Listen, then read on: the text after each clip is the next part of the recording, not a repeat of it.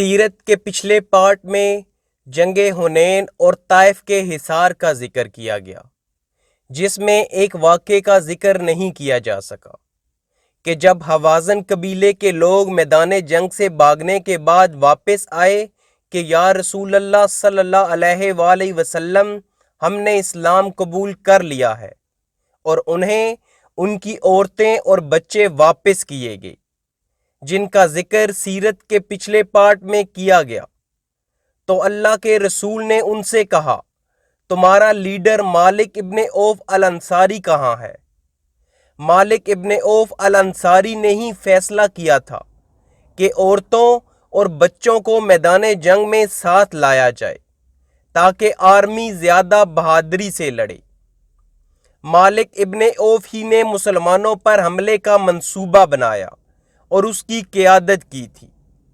رسول اللہ صلی اللہ علیہ وآلہ وسلم کے پوچھنے پر انہیں بتایا گیا کہ وہ طائف جانے میں کامیاب ہو گئے ہیں، تو وہ اب طائف میں ہیں۔ رسول اللہ نے کہا، جاؤ اور اسے بتاؤ کہ اگر وہ میرے پاس مسلمان ہو کر آتا ہے تو میں اسے اس کے بال بچے، دولت اور 100 مزید اونٹ دوں گا۔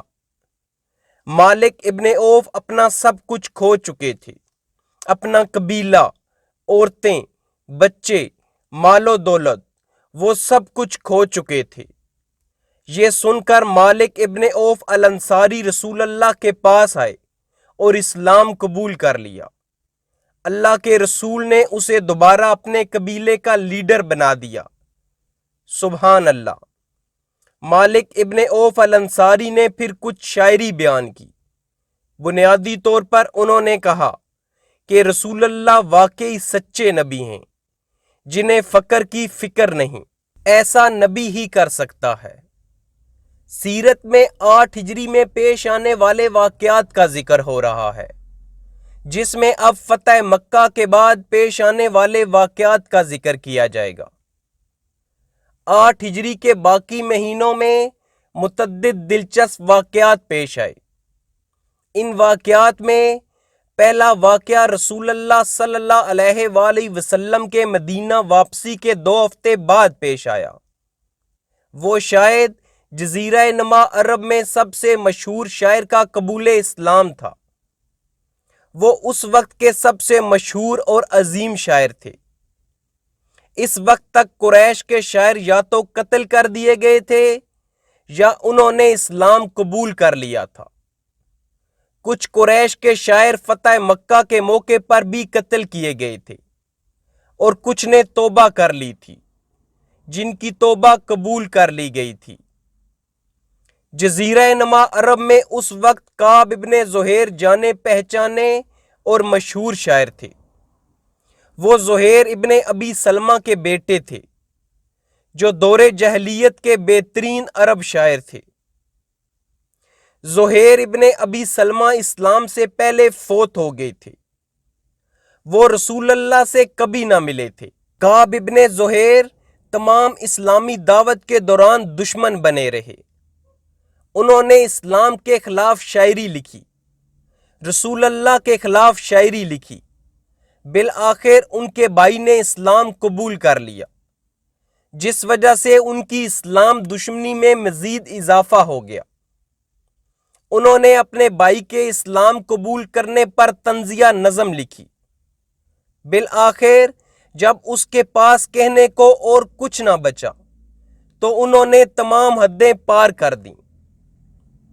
کعب ابن زہیر نے مسلمان خواتین کے بارے میں نازیبا شاعری بیان کرنا شروع کر دی، جو ناقابل قبول تھی۔ یہ بات سب کو سمجھ لگ گئی تھی کہ اب کعب ابن زہیر کے لیے کوئی معافی نہیں۔ کعب ابن زہیر قریش سے نہ تھے، وہ وسطی عرب کے ایک قبیلے سے تھے۔ ان کے قبیلے کا نام مزینہ تھا، جو مدینہ سے اوپر شمال کی طرف تھا۔ کعب ابن زہیر کے بھائی جن کے قبول اسلام پر انہوں نے طنزیہ شاعری کی تھی، انہوں نے فتح مکہ کے بعد کعب ابن زہیر کو خط لکھا، جس میں کعب کو کہا گیا کہ اگر تمہیں اپنی زندگی پیاری ہے یا تو اس سرزمین عرب سے بھاگ جاؤ یا اسلام قبول کر لو اور رسول اللہ سے معافی مانگو، توبہ کرو، کیونکہ اگر تم توبہ کرو گے تو رسول اللہ ہمیشہ توبہ کرنے والوں کی توبہ قبول کرتے ہیں۔ حالانکہ کعب ابن زہیر نے اپنے بھائی کے قبول اسلام پر طنزیہ شاعری کی تھی، اس کے باوجود ان کے مسلمان بھائی نے رحم دلی سے جواب دیا۔ بنیادی طور پر انہوں نے کعب ابن زہیر کو خط لکھ کر بتایا کہ آپ کے پاس اب کوئی راستہ نہیں ہے، آپ نے تمام حدیں پار کر لی ہیں، مکہ فتح ہو چکا ہے، آپ کی زندگی خطرے میں ہے، حتیٰ کہ آپ اسلام قبول کر لیں یا سرزمین عرب سے نکل جائیں۔ تو زہیر نے بڑی دیر تک اس بارے میں سوچا۔ وہ بت پرستی پر یقین نہیں رکھتے تھے، وہ روایات اور ثقافت سے جڑے ہوئے تھے۔ ایسا نہیں تھا کہ وہ بت پرستی پر دل سے یقین رکھتے تھے۔ تو انہیں سمجھ لگ گئی کہ وہ اسلام قبول کرنا چاہتے ہیں۔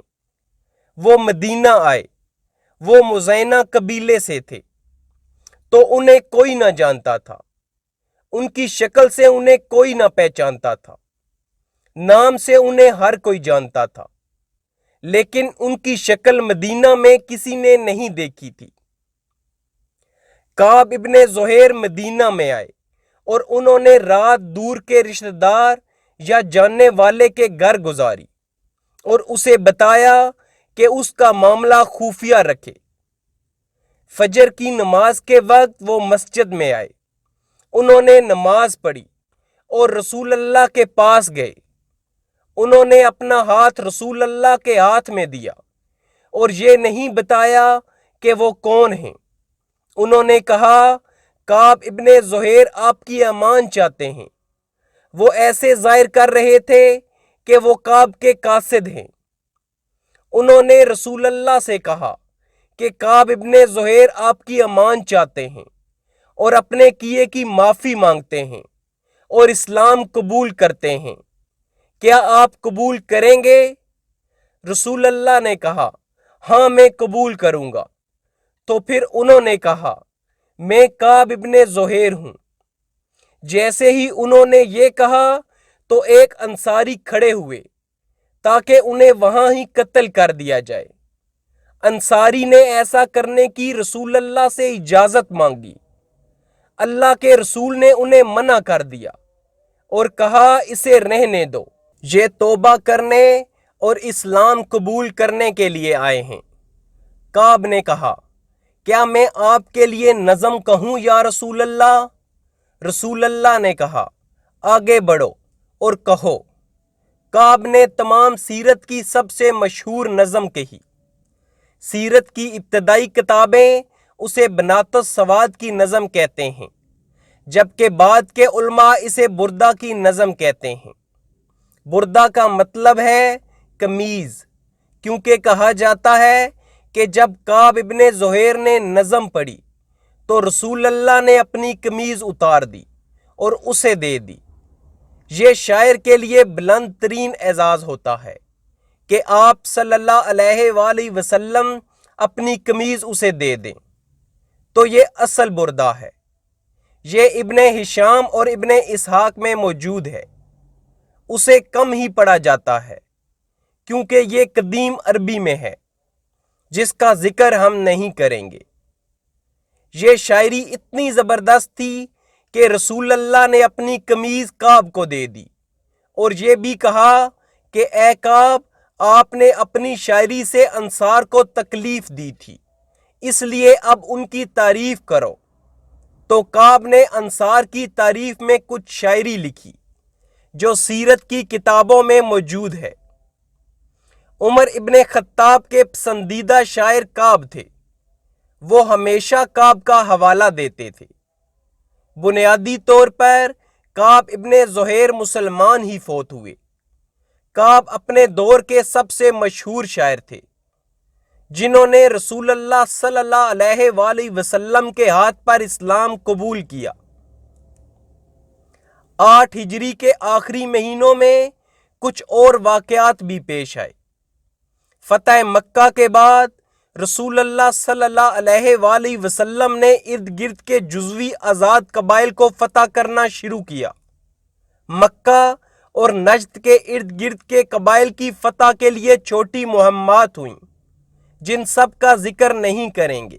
رسول اللہ نے اس دوران امراء، علماء اور زکوٰۃ وصول کرنے کے لیے لوگوں کو منتخب کیا اور سرزمین عرب کے مختلف علاقوں میں انہیں بھیجا گیا۔ بعض علاقوں میں گورنر تعینات کیے گئے، بعض میں علماء بھیجے گئے جنہوں نے لوگوں کو قرآن اور نماز کی تعلیم دینی تھی، اور بعض علاقوں میں زکوٰۃ وصول کرنے کے لیے لوگوں کو منتخب کیا گیا جنہوں نے لوگوں سے زکوٰۃ اور جزیہ وصول کرنا تھا۔ بعض منتخب لوگ امیر، علماء اور زکوٰۃ وصول کرنے کے تمام کام خود کرتے تھے، یعنی ایک منتخب صحابی یہ تینوں کام کرتے تھے۔ ان ذمہ داران کے نام سیرت کی کتابوں میں موجود ہیں۔ نکتہ یہ ہے کہ پہلی دفعہ اسلامی ریاست سیاسی خطوط پر منظم کی گئی، پہلی دفعہ گورنر تعینات کیے گئے، پہلی دفعہ اللہ کے رسول نے بیوروکریسی تعینات کی۔ رسول اللہ نے مختلف چھوٹے بتوں کو تباہ کرنے کے لیے دستے بھیجے جن بتوں کی ابھی بھی پوجا کی جا رہی تھی۔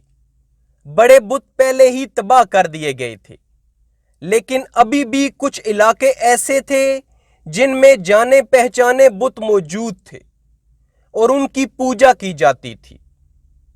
اگلے سال رسول اللہ نے ان بتوں کو تباہ کرنے کے لیے متعدد مہمات روانہ کی۔ اللہ کے رسول نے طفیل ابن عمر کو یمن میں ذی الکفین بت جو قبیلہ دوس کا تھا اسے تباہ کرنے کے لیے بھیجا۔ مشہور صحابی ابو ہریرہ قبیلہ دوس سے تعلق رکھتے تھے۔ اپنے غرور میں قبیلہ دوس نے کعبہ کی شکل کی ایک عمارت تعمیر کی تھی جس کو وہ کعبہ کہتے تھے۔ وہ کعبہ کا مقابلہ کرنا چاہتے تھے۔ اس جھوٹے کعبہ میں ذی الکفین بت رکھا گیا تھا، تو رسول اللہ نے طفیل ابن عمر کو 400 صحابہ کے ساتھ بھیجا تاکہ اس عمارت کو ڈھایا جا سکے۔ طفیل ابن عمر نے کہا، یا رسول اللہ، میں گھوڑے پر سوار نہیں ہو سکتا، گر جاتا ہوں۔ تو رسول اللہ نے ان کے لیے دعا کی کہ اے اللہ ان کو مضبوطی دے۔ اس کے بعد طفیل ابن عمر جب تک زندہ رہے وہ کبھی بھی گھوڑے سے نہ گرے۔ طفیل ابن عمر 400 لوگوں کے ساتھ یمن گئے اور اس بڑی عمارت کو گرا دیا۔ رسول اللہ نے جریر ابن عبداللہ کو ذوالخلصہ میں بھی بھیجا۔ آپ صلی اللہ علیہ وآلہ وسلم نے جریر ابن عبداللہ سے کہا کہ کیا تم میرے لیے ذوالخلصہ کو تباہ نہیں کرو گے؟ ذوالخلصہ ایک بت تھا جسے یمن کے ایک اور صوبے میں رکھا گیا تھا، اس کی پوجا کی جاتی تھی، تو ذوالخلصہ کو بھی تباہ کر دیا گیا۔ اس سے ظاہر ہوتا ہے کہ رسول اللہ صلی اللہ علیہ وآلہ وسلم ان بتوں سے بیزار ہو رہی تھی کہ انہوں نے کہا کہ کیا آپ ذوالخلصہ کو میرے لیے تباہ نہیں کریں گے؟ رسول اللہ سکون میں نہیں تھے کہ سرزمین عرب میں بتوں کی پوجا کی جا رہی تھی۔ آپ صلی اللہ علیہ وآلہ وسلم خصوصی طور پر جزیرہ نما عرب میں بت پرستی نہیں چاہتے تھے۔ ایسا ہی اللہ قرآن میں سورۃ توبہ میں فرماتے ہیں، جو چند مہینوں میں نازل ہوگی، کہ بنیادی طور پر اب سے کوئی مشرک اس سرزمین میں نہیں رہے گا۔ رسول اللہ نے تمام مشرکین کو سرزمین عرب سے بے دخل کر دیا تھا۔ آپ نہیں چاہتے تھے کہ کوئی بت پرست سرزمین عرب میں رہے۔ رسول اللہ نے علی ابن ابی طالب کو عطائی قبیلے کی طرف بھیجا، جو اب سعودی عرب کے شہر حائل میں ہے۔ یہ شہر عطائی قبیلے کا صوبہ تھا۔ اس قبیلے کا مشہور شخص حاتم عطائی تھا۔ حاتم عطائی اسلام سے پہلے اپنی سخاوت کی وجہ سے مشہور تھا۔ حاتم طائی اسلام سے پہلے فوت ہو چکا تھا۔ اس کا بیٹا عدی ابن حاتم مشہور صحابی بنیں گے۔ اگلا واقعہ جس کا ذکر کیا جائے گا وہ عدی ابن حاتم کا قبول اسلام ہوگا۔ حاتم طائی کے بارے میں کہا جاتا ہے کہ وہ اپنے تمام مہمانوں کو پرتعیش کھانا کھلاتے تھے۔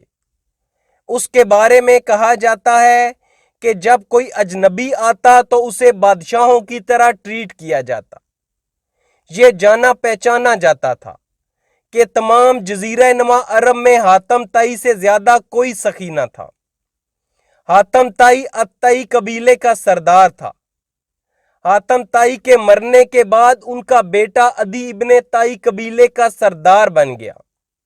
عدی کا کردار اور سخاوت اپنے والد جیسی نہ تھی۔ جب عدی نے سنا کہ مسلمانوں نے متعدد علاقے فتح کر لیے ہیں، انہوں نے فیصلہ کیا کہ وہ اپنے علاقے سے بھاگ جائیں گے، تو انہوں نے کچھ اونٹ دولت جمع کر کے تیاری کر لی کہ اگر ضرورت پڑی تو وہ اپنے لوگوں کو چھوڑ کر بھاگ جائیں گے۔ اور بالکل یہی ہوا کہ جب مسلمانوں کے آنے کی خبر آئی تو وہ عدی ابن حاتم اپنے علاقے اور لوگوں کو چھوڑ کر بھاگ گئے۔ جب عدی کو اس کے جاسوسوں نے خبر دی کہ مسلمان آ رہے ہیں تو وہ بھاگ نکلے۔ وہ اپنے بال بچوں اور دولت کے ساتھ شمالی عرب کی طرف چلے گئے جو رومی سلطنت کے قریب تھا۔ عدی ابن حاتم نے عیسائیت قبول کر لی، جس سے رومی بادشاہ کے ساتھ ان کے تعلقات اچھے بن گئے، تو وہ وہاں اچھی زندگی گزارنے لگے۔ علی ابن ابی طالب کی قیادت میں مسلمانوں نے الطائی قبیلے کو فتح کر لیا اور انہوں نے الطائی کے بڑے بت کو تباہ کر دیا۔ اس ساری مہم میں الطائی قبیلے کے جنگی قیدیوں کو مدینے لایا گیا۔ ان قیدیوں میں ایک عورت جس نے رسول اللہ سے ملنے کا مطالبہ کیا، اس نے کہا کہ میں حاتم طائی کی بیٹی ہوں۔ یہ بڑی بات تھی اور حاتم طائی کو سب جانتے تھے۔ رسول اللہ نے اس سے بات کی۔ اس نے کہا کہ میں اپنے قبیلے کے سردار کی بیٹی ہوں، آپ کو مجھے چھوڑ دینا چاہیے۔ آپ مجھ پر احسان کریں، اللہ آپ پر احسان کرے گا۔ تو رسول اللہ نے اسے رہا کر دیا، صرف اس لیے کہ وہ حاتم طائی کی بیٹی تھی۔ تو آپ صلی اللہ علیہ وآلہ وسلم نے اسے کچھ رقم دی اور اسے اونٹ دیا اور امان دی کہ جہاں چاہتی ہو چلی جاؤ۔ اسے پتہ چلا کہ اس کا بھائی اوپر شمال کی طرف ہے۔ وہ اپنے بھائی کے پاس گئی اور اس سے گلہ کیا کہ اس نے اپنے لوگوں کو چھوڑ دیا ہے۔ اس کے بعد اس نے اپنے بھائی سے کہا کہ کیوں نہ تم محمد کے پاس جاؤ اور دیکھو، دو چیزیں ہو سکتی ہیں، یا تو وہ رسول ہیں یا بادشاہ ہیں۔ اگر وہ رسول ہیں تو بہتر ہے تم جلدی اسلام قبول کر لو، اور اگر وہ بادشاہ ہیں تو تم ان سے کچھ فوائد حاصل کر سکتے ہو۔ وہ ذہین خاتون تھی اور تمام ممکنات جانتی تھیں۔ وہ ابھی مسلمان نہیں ہوئی تھی۔ عدی ابن حاتم اپنی کہانی بعد میں بتاتے ہیں۔ عدی کوفہ میں فوت ہوئے تھے۔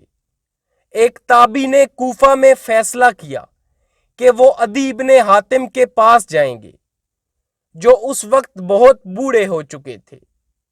ویسے عدی کی صحابہ میں بڑی عمر تھی۔ وہ 120 سال کی عمر میں فوت ہوئے تھے۔ انہوں نے عثمان کی شہادت دیکھی اور جنگ صفین میں علی ابن ابی طالب کے ساتھ مل کر لڑے۔ کوفہ میں ان سے ایک تابعی نے پوچھا تو عدی ابن حاتم نے کہا، کوئی بھی میرے نزدیک رسول اللہ سے زیادہ حقیر نہ تھا، لیکن میں نے اپنے آپ سے کہا، بنیادی طور پر ان کی بہن سے بات کرنے کے بعد مجھے جا کر ان سے ملنا چاہیے۔ اگر وہ سچ کہہ رہے ہیں تو مجھے ان سے براہ راست سننا چاہیے، اور اگر وہ سچ نہیں کہہ رہے तो इसका मुझे नुकसान नहीं होगा। तो अदी मदीना चले गए। ये 8 हिजरी का साल था। कुछ ने कहा कि ये वाक़या 9 हिजरी के इब्तिदा में हुआ। बुनियादी तौर पर यह फतह मक्का के बाद का वाक़या है। जब वो मदीना आए तो कुछ लोगों ने उन्हें पहचान लिया कि ये अदी इब्ने हातिम हैं। लोग उनके पास जमा हो गए। वो मशहूर थे, हातिम इब्ने ताई के बेटे थे। लोग उन्हें रसूल अल्लाह के पास ले गए कि ये अदी हैं। वो मदीना में बगैर किसी अमान के थे, तो उन्हें एहसास था कि मैं हातिम का बेटा हूं, मुझे कोई नुकसान नहीं पहुंचाएगा। उनका ये ख्याल सही था, क्योंकि उनकी बहन को इस वजह से रिहा कर दिया गया था। नबी सल्लल्लाहु अलैहि वसल्लम ने फरमाया, ए अदी, इस्लाम लाओ, सलामत रहोगे। मैंने कहा, मैं तो खुद एक दीन का मानने वाला हूं। वो ईसाई थे। अल्लाह के रसूल ने फरमाया, मैं तुम्हारा दीन तुमसे बेहतर जानता हूं। मैंने कहा, आप मेरा दीन मुझसे बेहतर जानते हैं? अल्लाह के रसूल ने फरमाया, हाँ, क्या ऐसा नहीं कि तुम मज़हबन ईसाई हो और फिर भी अपनी कौम के माले गनीमत का चौथाई खाते हो, यानी टैक्स लेते हो? मैंने कहा, क्यों नहीं? आपने फरमाया, ये तुम्हारे दीन की रूह से हलाल नहीं। इससे रसूल अल्लाह सल्लल्लाहु अलैहि वसल्लम के इल्म का पता चलता है कि वो अदी को कह रहे हैं कि तुम ईसाइयत की भी पैरवी नहीं कर रहे, जिसको तुम सच्चा मानते हो।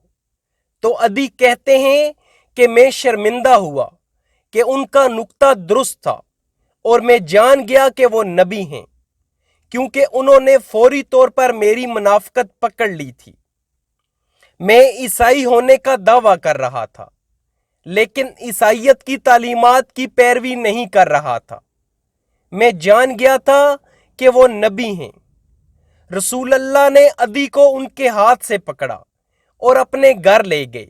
अदी कहते हैं कि अपने घर जाते हुए एक बूढ़ी औरत जो एक बच्चे के साथ थी, उसने आप सल्लल्लाहु अलैहि वसल्लम को रोका और कुछ बातें करने लग गई ताकि कोई मदद ली जा सके।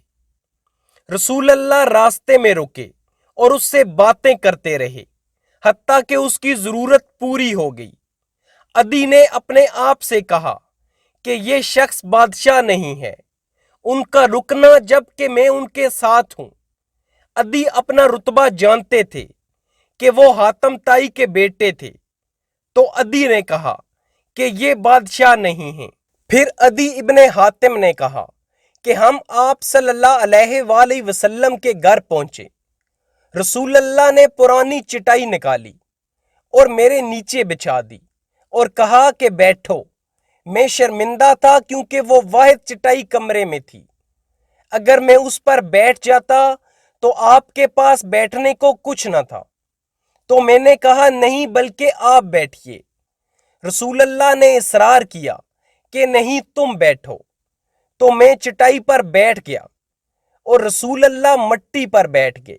जब वो सामने बैठे तो आप सल्लल्लाहु अलैहि वसल्लम ने अल्लाह की हम्दो सना की। फिर फरमाया, तुम किस चीज से भाग रहे हो? क्या ला इलाहा इल्लल्लाह कहने से भाग रहे हो? अगर ऐसा है तो बताओ, क्या तुम्हें अल्लाह के सिवा किसी और माबूद का इल्म है? उन्होंने कहा, नहीं। फिर आप सल्लल्लाहु अलैहि वसल्लम ने कुछ देर गुफ्तगू की। इसके बाद फरमाया, अच्छा, तुम इससे भागते हो कि अल्लाह अकबर कहा जाए, तो क्या तुम अल्लाह से बड़ी कोई चीज जानते हो? उन्होंने कहा, नहीं। आपने फरमाया, सुनो, यहूद पर अल्लाह के गजब की मार है और नसारा गुमराह हैं। फिर अल्लाह के रसूल ने कहा, शायद तुम मेरे इर्द गिर्द लोगों के हालात की वजह से इस्लाम कबूल नहीं कर रहे, मतलब सियासी कमजोरी, गुर्बत। अदी ईसाई थे, उनके रूमी बादशाह के साथ रवाबित थे। अदी अब रूमी सल्तनत के साथ रह रहे थे, तो अब उनके रवाबित दुनिया की सबसे बेहतरीन तहजीब के साथ थे। अदी अब आकर मदीना के मुसलमानों को देख रहे थे جن کی ابھی تک وہ تہذیب نہیں تھی۔ تو رسول اللہ نے کہا، شاید تم میرے ارد گرد لوگوں کے آلات کی وجہ سے اسلام قبول نہیں کر رہے۔ کیا تم نے ہیرا کا سنا ہے جو یمن میں ایک شہر ہے؟ عدی نے کہا، میں نے اس کا سنا ہے لیکن وہاں گیا نہیں۔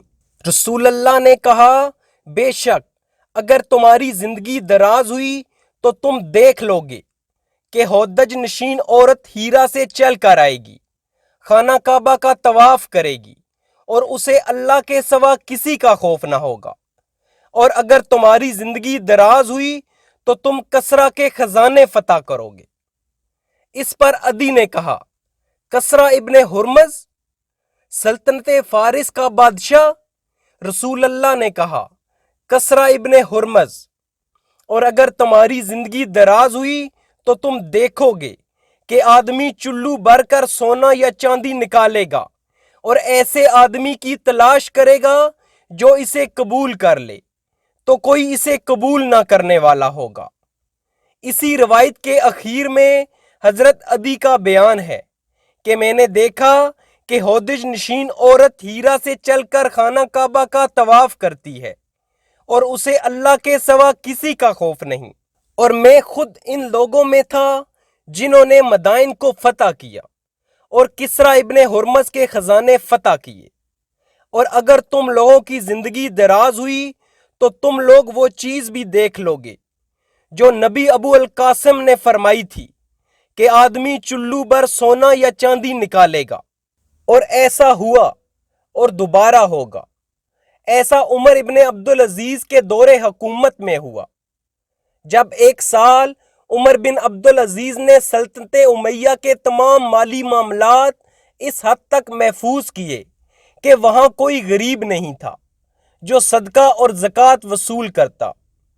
یہ صرف ایک دفعہ ہوا، لیکن یہ وہ خیال تھا جس کا اللہ نے مظاہرہ کیا کہ ایسا ہو سکتا ہے، اور یہ ایک دفعہ پھر مہدی کے وقت میں ہوگا کہ مہدی بھی زکوٰۃ اور صدقہ دینا چاہیں گے اور کسی کو بھی زکوٰۃ اور صدقہ درکار نہیں ہوگا۔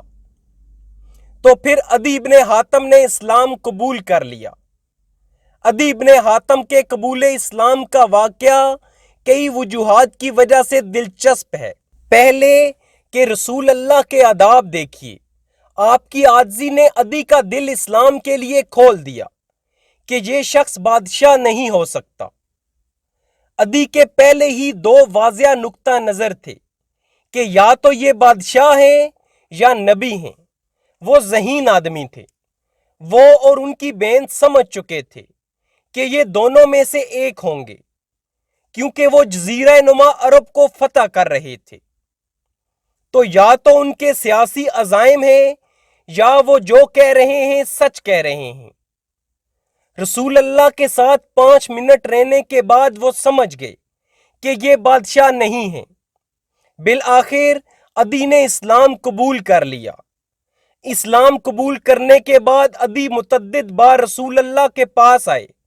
ان میں ایک دفعہ انہوں نے آپ سے بہت دلچسپ سوال کیا۔ عدی بن حاتم نے کہا، یا رسول اللہ، میرے والد اپنے رشتہ داروں کے ساتھ اچھے رہے اور لوگوں کے ساتھ سخی رہے۔ انہوں نے یہ کیا، وہ کیا، کیا انہیں اس کا اجر ملے گا؟ تو حاتم تائی کے بارے میں ان کے بیٹے پوچھ رہے ہیں۔ رسول اللہ نے کہا، آپ کے والد کو جس کی خواہش تھی وہ انہیں مل گئی۔ یہ حدیث ابن حبان میں ہے۔ حاتم تائی مشہور ہونا چاہتے تھے، عزت چاہتے تھے، اور انہیں وہ ملی کہ 14 صدیوں کے بعد عرب دنیا آج تک حاتم تائی کو جانتی ہے۔ وہ سخی تھا، جو وہ چاہتا تھا وہ اس کو ملا۔ یہ عدی بن حاتم کا قبول اسلام تھا، جنہوں نے لمبی زندگی گزاری۔ عدی جنگ صفین کے بعد فوت ہوئے۔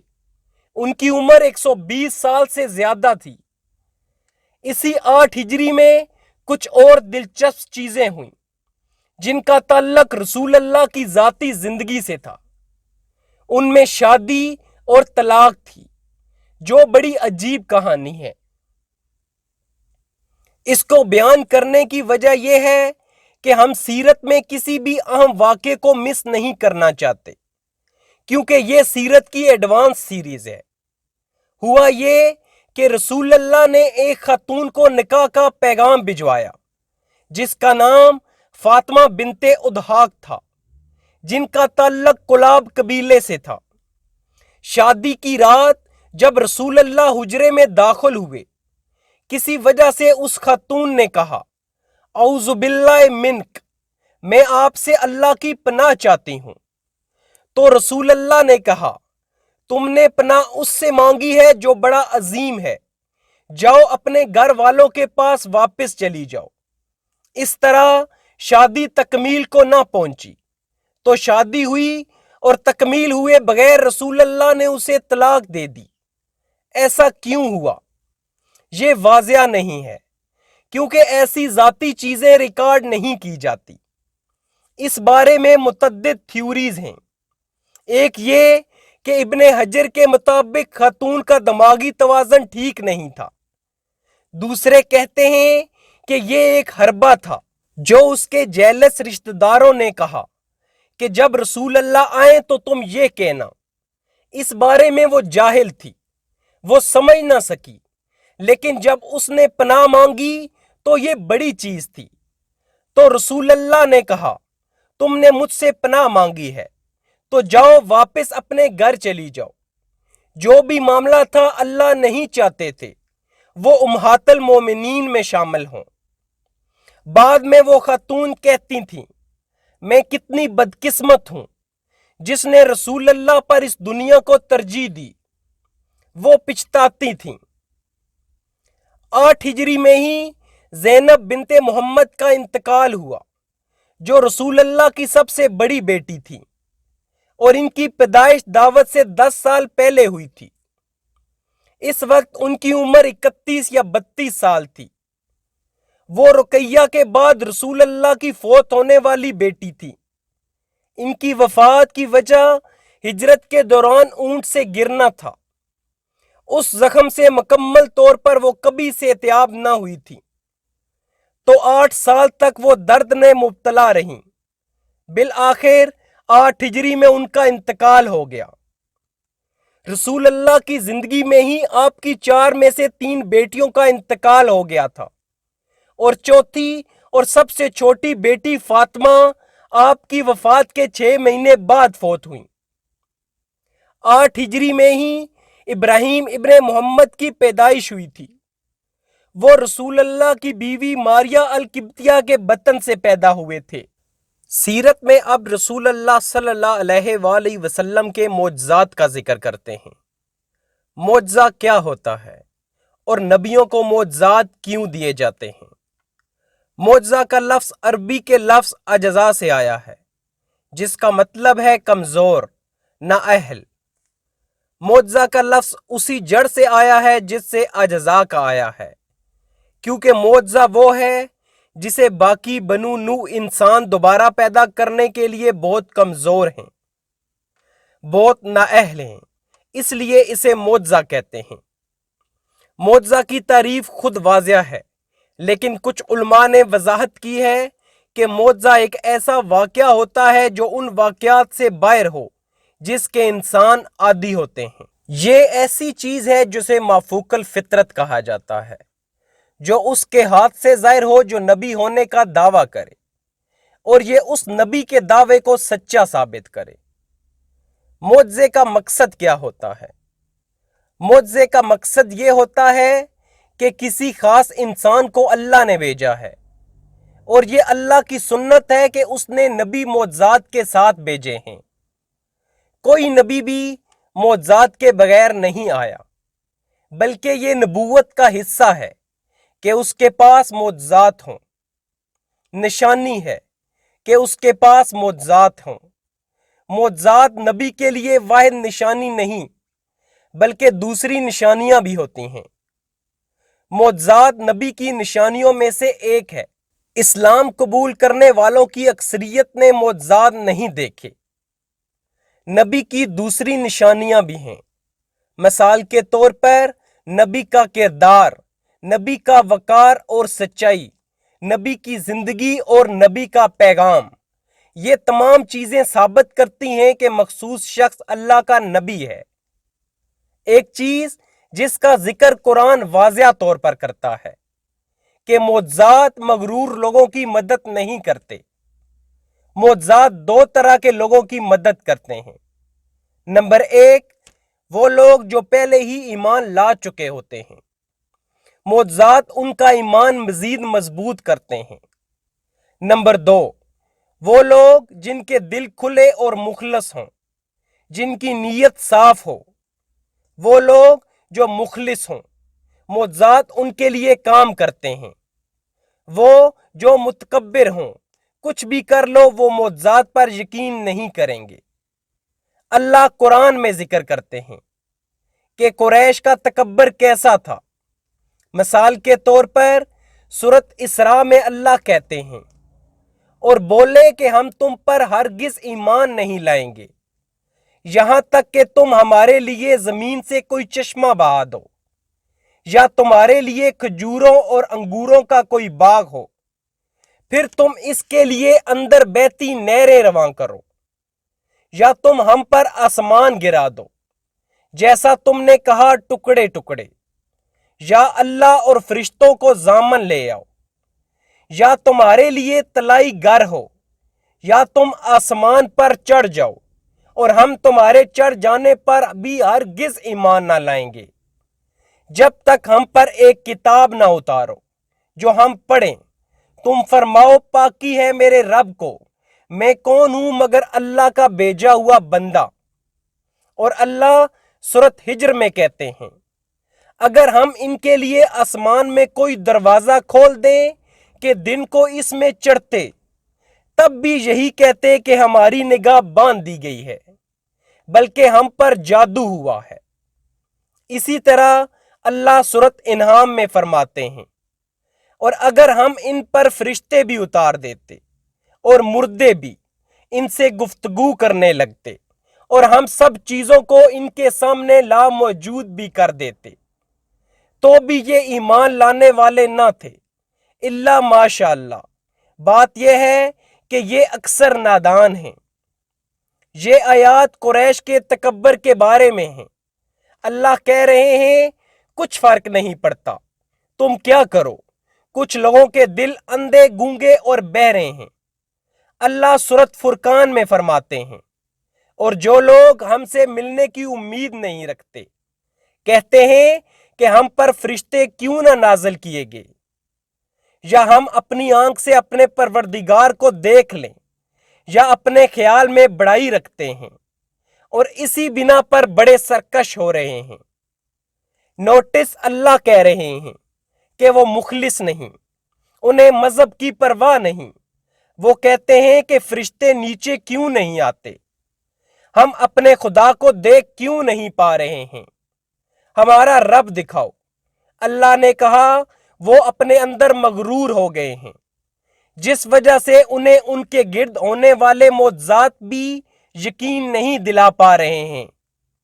تو اس سب سے ہمیں بہت سادہ حقیقت پتہ چلتی ہے، کیونکہ کچھ لوگ کہتے ہیں کہ قریش کو مزید معجزات کیوں نہ دکھائے گئے۔ جواب یہ ہے کہ اس کا فائدہ نہیں ہونا تھا، اور اللہ اپنی حکمت میں کھیل نہیں کھیلتا۔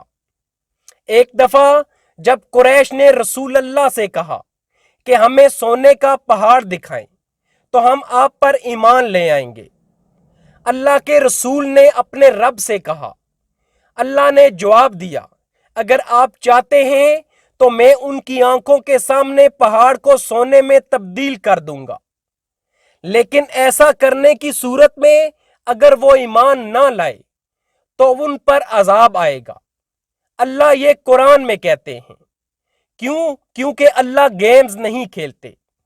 اللہ نے کہا اگر انہیں مزید معجزات نہیں دکھائے جاتے تو انہیں اور مواقع ملیں گے، تو رسول اللہ نے کہا اس کے بجائے مزید مواقع لوں گا بجائے ایک موقع کے۔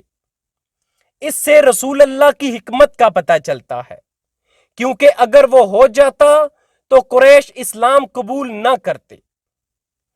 تو ہم نے معجزات کے متعلق یہ تمام تفصیل بیان کی تاکہ یہ واضح ہو سکے کہ ان میں سے زیادہ تر معجزات مسلمانوں کے سامنے کیوں پیش آئے۔ ہم ذکر کریں گے کہ ان میں سے کچھ غیر مسلموں کے سامنے پیش آئے۔ زیادہ تر یہ معجزات صحابہ کے سامنے پیش آئے، صرف چند قریش کے سامنے پیش آئے، کیونکہ یہ اللہ کا کرم تھا کہ قریش کو بہت زیادہ معجزات نہیں دکھائے گئے، کیونکہ بہت زیادہ تکبر اور غرور اللہ کے عذاب کو دعوت دیتا ہے۔ تو اللہ نے اپنی رحمت سے قریش کو چند معجزات عطا کیے جس سے پتہ چلے کہ وہ سچا ہے، اور پھر انہیں مہلت دی، کچھ وقت دیا، حتیٰ کہ جنگ بدر، احد، خندق اور پھر آخر کار فتح مکہ کے بعد ان کے پاس یہ راستہ تھا یا وہ راستہ تھا۔ اللہ کے رسول کو کتنے معجزات عطا کیے؟ ویسے رسول اللہ کے معجزات پر مخصوص کتابیں لکھی گئی ہیں۔ ان میں سب سے اہم کتابیں دلائل النبوہ کی ہیں۔ امام البہقی کے مطابق رسول اللہ کی زندگی میں 1000 سے زائد معجزات ریکارڈ کیے گئے ہیں۔ بعد میں حافظ ابن حجر جو حدیث کے بڑے عالم ہیں، انہوں نے امام النووی سے روایت کیا ہے کہ رسول اللہ کی زندگی میں 1200 سے زائد مستند معجزات ریکارڈ کیے گئے ہیں۔ نکتہ یہ ہے کہ یہ تعداد صرف مخصوص احادیث سے لی گئی ہے، بلکہ آپ صلی اللہ علیہ وآلہ وسلم کی پوری زندگی ہی معجزہ ہے۔ آپ کا وجود معجزہ ہے۔ آپ صلی اللہ علیہ وآلہ وسلم نے جو کہا اور جو کیا وہ معجزہ ہے۔ ہم تمام معجزات کا ذکر تو نہیں کر سکتے، اس کے بجائے ہم معجزات کی درجہ بندی کر لیتے ہیں۔ 10 درجہ بندیوں میں ہر درجہ بندی میں سینکڑوں معجزات ہوں گے۔ پہلی کیٹیگری میں وہ معجزات شامل ہیں جو گمنام اشیاء کے ساتھ پیش آئے۔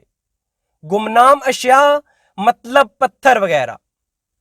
ان میں صحیح بخاری میں مشہور حدیث ہے کہ رسول اللہ صلی اللہ علیہ وآلہ وسلم نے کہا، میں ابھی بھی وہ پتھر پہچانتا ہوں جو مکہ میں نبوت سے پہلے میرے گزرنے پر مجھے سلام کہتا تھا۔ اور ابن مسعود نے کہا، ایک دفعہ ہم نے سنا کہ کھانا جو رسول اللہ کھا رہے تھے وہ تسبیح کہہ رہا تھا جبکہ ہم ارد گرد بیٹھے ہوئے تھے۔ یہ حدیث صحیح بخاری میں ہے۔ ایک حدیث جو ابو ذر غفاری سے روایت ہے کہ میں ایک محفل میں ابو بکر، عمر، علی، عثمان اور دوسرے صحابہ کے ساتھ تھا، اور رسول اللہ صلی اللہ علیہ وآلہ وسلم نے چند کنکریاں اپنے ہاتھ میں لیں۔ ہم سب نے کنکریوں کو اللہ کی تعریف کرتے سنا۔ اللہ کے رسول نے یہ کنکریاں ابو بکر کو تھمائیں۔ انہوں نے ابو بکر کے ہاتھ میں اللہ کی تعریف جاری رکھی۔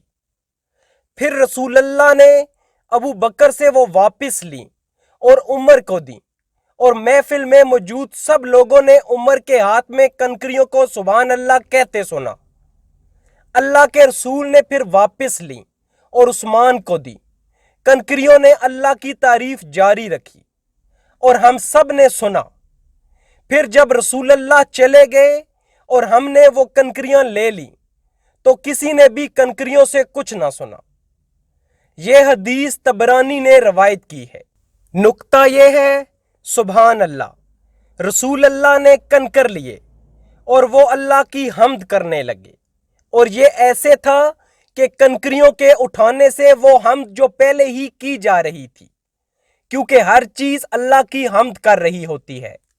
ایسے تھا جیسے رسول اللہ کے کنکر اٹھانے سے ہمارے اور ان کے درمیان رکاوٹ اٹھا لی گئی تھی، اور محفل میں لوگوں نے وہ سنا جو کنکر ہمیشہ کرتے رہتے ہیں۔ اور جب آپ صلی اللہ علیہ وآلہ وسلم نے وہ کنکر ابو بکر، عمر اور عثمان کو دیے تو وہ رکاوٹ اٹھی رہی۔ پھر جب رسول اللہ چلے گئے اور کنکر نیچے رکھے گئے تو کسی کے بھی اٹھانے سے وہ آواز نہ آئی اور وہ رکاوٹ واپس رکھ دی گئی۔ مسند امام احمد میں حدیث ہے کہ ایک دفعہ رسول اللہ ایک قبیلے عامر ابن صعصع کے لیڈر کو دعوت دے رہے تھے، تو رسول اللہ نے کہا کیا تم معجزہ دیکھنا چاہتے ہو؟ اس نے کہا جی ہاں۔ اللہ کے رسول نے کہا ان کھجوروں کے باغ کی طرف دیکھو اور اس چھوٹے درخت کو آنے کے لیے کہو۔ تو اس لیڈر نے کہا اے چھوٹے کھجور کے درخت ادھر آؤ، اور صحابی نے کہا کھجور کا وہ درخت رینگتا ہوا آ گیا، حتیٰ کہ قبیلے کے لیڈر کے سامنے پہنچ گیا۔ پھر اللہ کے رسول نے کہا واپس جاؤ۔ وہ درخت واپس گیا حتیٰ کہ اپنی اصل جگہ پر پہنچ گیا۔ قبیلے کا سردار اسی جگہ پر مسلمان ہو گیا، اور اس نے کہا اس کے بعد جو بھی آپ کے منہ سے نکلا میں نے اسے نہیں جھٹلایا۔ اس سے معجزے کا مقصد پتہ چلتا ہے۔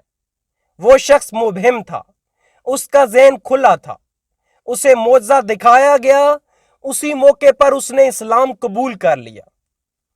اور دوسری طرف قریش کے لیڈرز تھے جن کے لیے کچھ بھی کر لیا جاتا، وہ اسلام قبول کرنے والے نہ تھے۔ مسند امام احمد اور ابو داؤد میں جابر ابن عبداللہ سے ایک حدیث روایت ہے کہ ایک دفعہ ہم ایک عسکری مہم پر گئے اور رسول اللہ قضائے حاجت کے لیے مجھے اپنے ساتھ لے گئے۔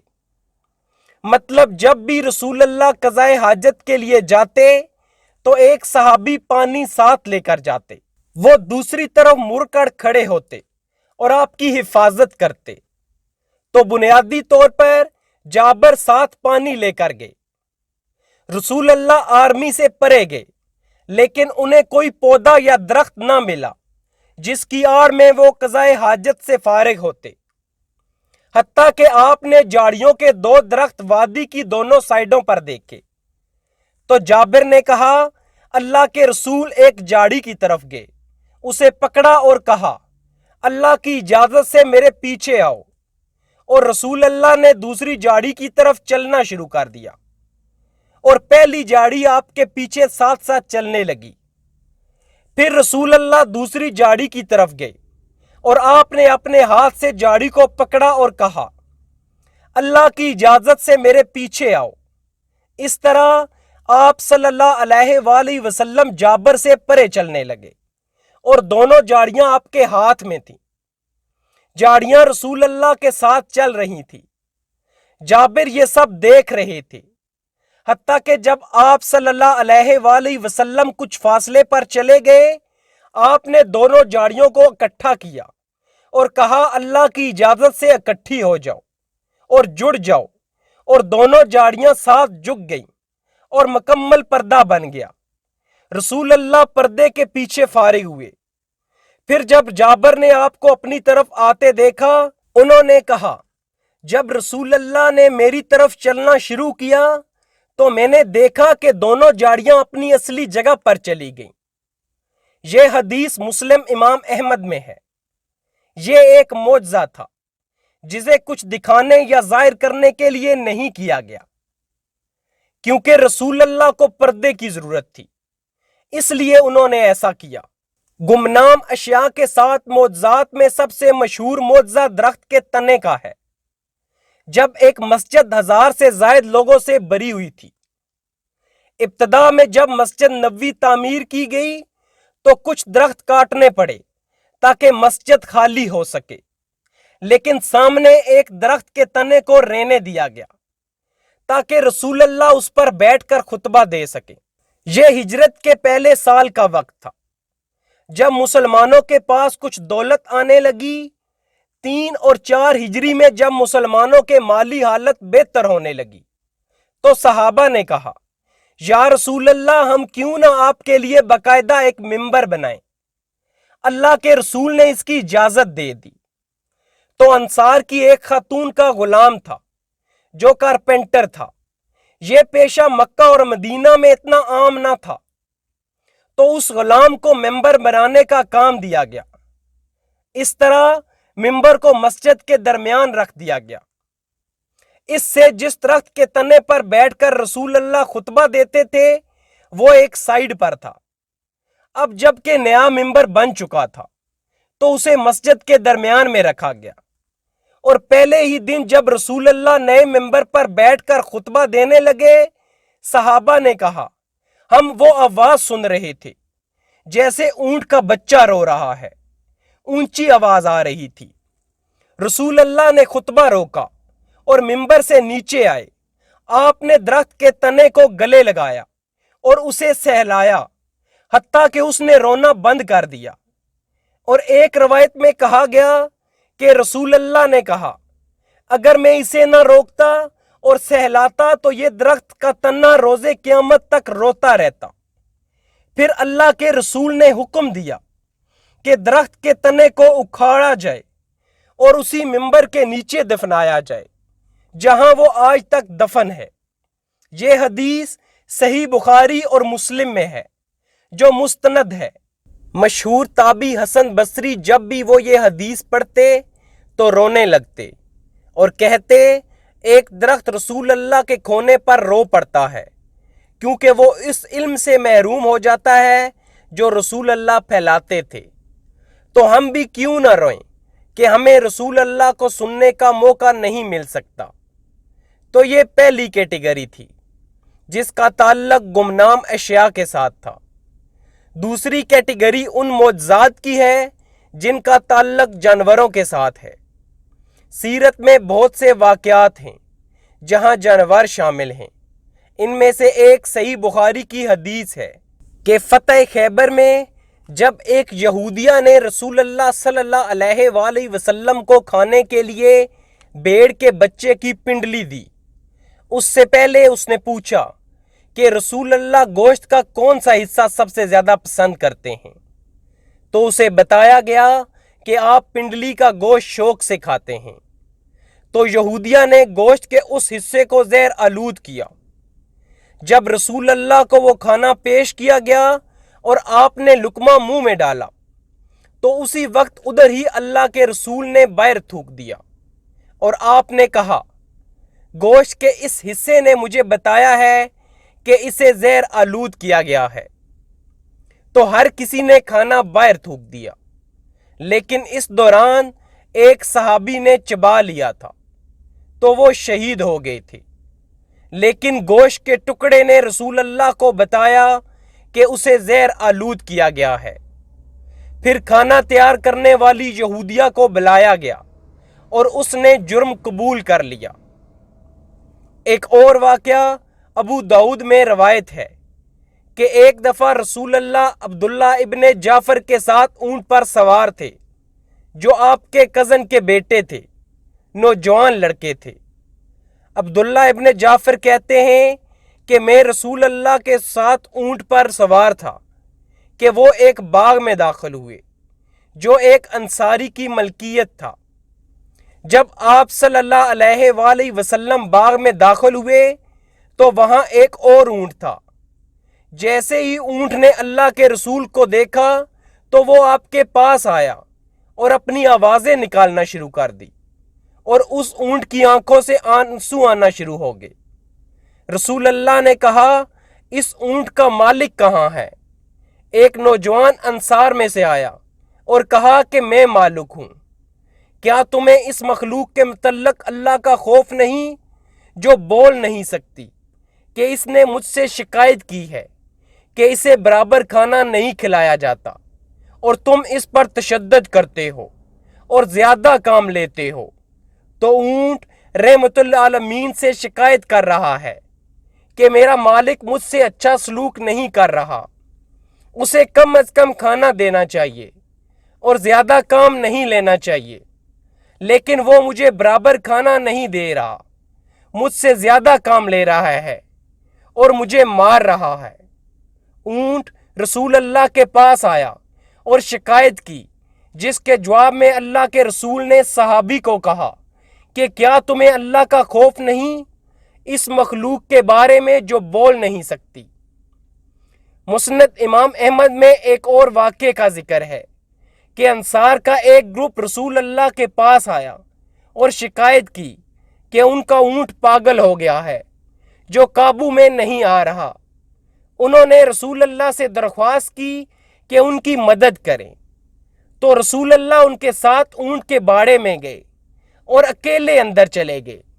انہوں نے کہا، یا رسول اللہ، یہ اونٹ پاگل کتے کی طرح ہو گیا ہے، ہمیں ڈر ہے کہ یہ آپ پر حملہ نہ کر دے اور آپ کو نقصان نہ پہنچا دے۔ تو رسول اللہ نے کہا، مجھے اس سے کوئی خطرہ نہیں۔ تو آپ سیدھا اونٹ کے پاس گئے۔ جب اونٹ نے آپ کو دیکھا، راوی کہتے ہیں اونٹ آپ کے سامنے آیا اور اپنا سر جھکا دیا جیسے وہ اللہ کے رسول کو سجدہ کر رہا ہو۔ رسول اللہ نے اس کے سر کو سہلایا، اس کو اٹھایا اور سیدھا کر دیا۔ اس کے بعد صحابہ نے کہا، یا رسول اللہ، یہ جانور جو بول نہیں پاتا آپ کو سجدہ کر رہا ہے، یقینی طور پر یہ کیا مناسب نہیں کہ ہم آپ کو سجدہ کریں۔ رسول اللہ نے کہا، ایسا نہ کرو کہ کسی انسان کو دوسرے انسان کے آگے جھکنے کی اجازت نہیں۔ یہاں ایک جانور اللہ کے رسول کی ایسی تعظیم کر رہا ہے کہ کسی انسان کو بھی دوسرے انسان کے لیے کرنے کی اجازت نہیں۔ ایک اور واقعہ سراقہ ابن مالک کا بھی ہے۔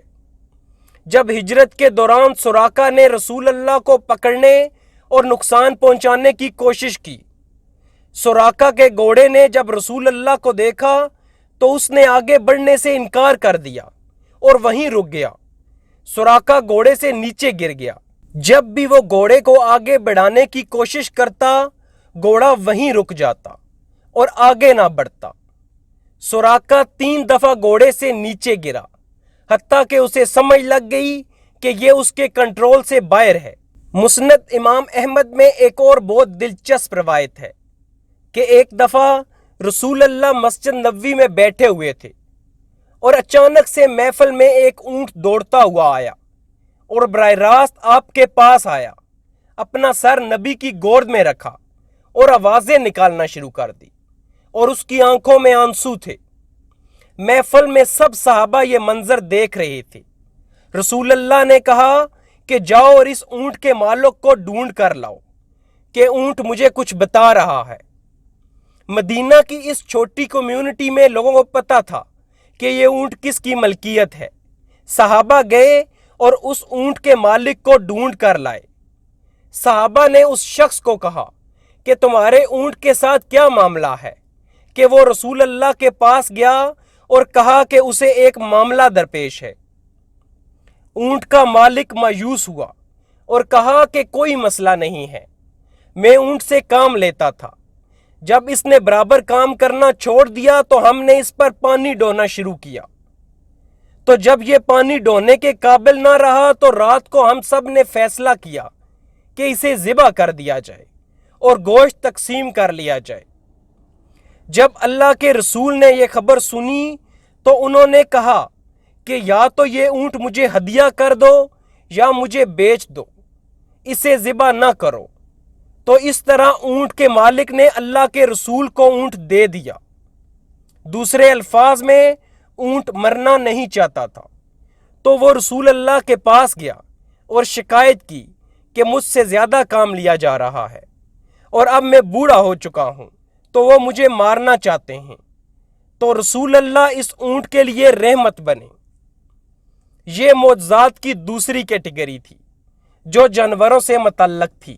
معجزات کی تیسری کیٹیگری کھانے اور پانی کے بارے میں ہے۔ شاید روایات کی تعداد کے لحاظ سے یہ سب سے بڑی کیٹیگری ہے۔ اس کی سب سے بڑی مثال صلح حدیبیہ کے موقع پر جب صحابہ کے پاس پانی ختم ہو گیا تو رسول اللہ نے بچ جانے والے پانی میں اپنے ہاتھ ڈالے اور پھر آپ نے اپنے ہاتھ باہر نکالے تو آپ کی انگلیوں کے درمیان سے پانی فواروں کی طرح نکلنے لگا۔ اس پر صحابہ نے وضو کیا اور اپنے آپ کو دھویا۔ ایک اور روایت میں انس ابن مالک نے کہا کہ 300 سے زائد لوگوں نے رسول اللہ کی انگلیوں سے نکلنے والے پانی سے وضو کیا۔ امام القرطبی نے روایت کیا ہے کہ رسول اللہ کے ہاتھ سے پانی نکلنے والا معجزہ موسیٰ کے پتھر سے پانی نکلنے والے معجزے سے زیادہ بڑا ہے، کیونکہ کبھی کبھار پانی پتھر سے نکلتا ہے لیکن کبھی بھی پانی گوشت اور ہڈیوں سے نہیں نکلا۔ اس لیے یہ معجزہ کسی بھی معجزے سے بڑا ہے۔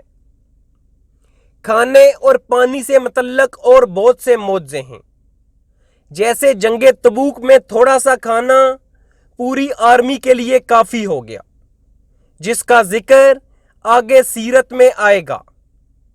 اسی طرح مکہ میں رسول اللہ اور ابو بکر ایک چرواہے کے پاس سے گزرے۔ ہجرت کے موقع پر وہ ایک بدو بوڑھی عورت کے پاس سے گزرے جو خیمے میں تھی، جس کے پاس ایک بوڑھا جانور تھا جو دودھ نہیں دیتا تھا۔ اللہ کے رسول نے دعا کی اور اس کے تھن دودھ سے بھر گئے۔ ایسا آپ صلی اللہ علیہ وآلہ وسلم کی رضائی ماں حلیمہ کے ساتھ ہو چکا تھا۔ جب حلیمہ رسول اللہ کو ساتھ لے کر گئیں تو اچانک سے ان کے جانور اور اونٹ دودھ دینے لگے اور ان کے تھن ہمیشہ دودھ سے بھرے رہتے۔ یہ اللہ کے رسول کی برکت تھی۔ ان سب معجزات میں سب سے مشہور واقعہ خندق کا واقعہ ہے، جسے پورے مدینہ نے دیکھا۔ جب سپلائیز کم ہو رہی تھیں اور کفار نے مسلمانوں کو گھیرا ہوا تھا، مسلمان خندق کھود رہے تھے تاکہ کفار کی آرمی کو مدینہ داخلے سے روکا جا سکے۔ جابر ابن عبداللہ اپنے گھر آئے اور بیوی سے کہا کہ اے میری بیوی، میں نے رسول اللہ کی آواز سنی جو کافی کمزور ہو گئی ہے۔ ان کے پاس کھانے کو کچھ نہیں ہے، ہمارے پاس جو کچھ ہے ہمیں دینا ہوگا۔ ان کی بیوی نے کہا کہ ہمارے پاس بکری کا یہ چھوٹا بچہ ہے اور کچھ جو ہے۔ جابر ابن عبداللہ نے کہا کہ بکری کے بچے کو ذبح کرو اور جو پیسو، میں رسول اللہ، ابو بکر اور 2-3 لوگوں کو بلا لاؤں گا، یہ ان کے لیے کافی ہو جائے گا۔ جابر نے جا کر رسول اللہ سے سرگوشی کی کہ میں نے کچھ کھانے کے لیے تیار کیا ہے۔ ایک روایت میں ہے کہ رسول اللہ کھڑے ہوئے اور تمام اہل خندق کو اعلان کیا کہ یا اہل خندق، جابر نے آپ کے لیے ولیمہ تیار کیا ہے۔ ولیمہ دعوت کو کہتے ہیں۔ رسول اللہ نے کہا یا اہل خندق، جابر نے آپ کے لیے ولیمہ تیار کیا ہے۔ وہاں ہر کوئی بھوکا تھا تو سب بہت خوش ہوئے۔ جابر دوڑتے ہوئے اپنے گھر گئے۔ ان کی بیوی نے کہا کہ یہ آپ نے کیا کیا ہے؟ جابر نے کہا مجھ پر الزام نہ لگاؤ، رسول اللہ نے اعلان کیا ہے۔ واپس گھر آنے سے پہلے جابر کو رسول اللہ نے کہا تھا کہ یقینی بنانا کہ تمہاری بیوی روٹی توے پر نہ ڈالے اور گوشت کو چولہے سے نہ اتارنا جب تک میں نہیں آتا۔ جب رسول اللہ جابر کے گھر آئے تو آپ نے پیسے ہوئے جو پر تھوکا، اپنے ہاتھوں سے اسے گوندا اور گوشت کو اپنے ہاتھوں سے پلیٹ میں ڈالا۔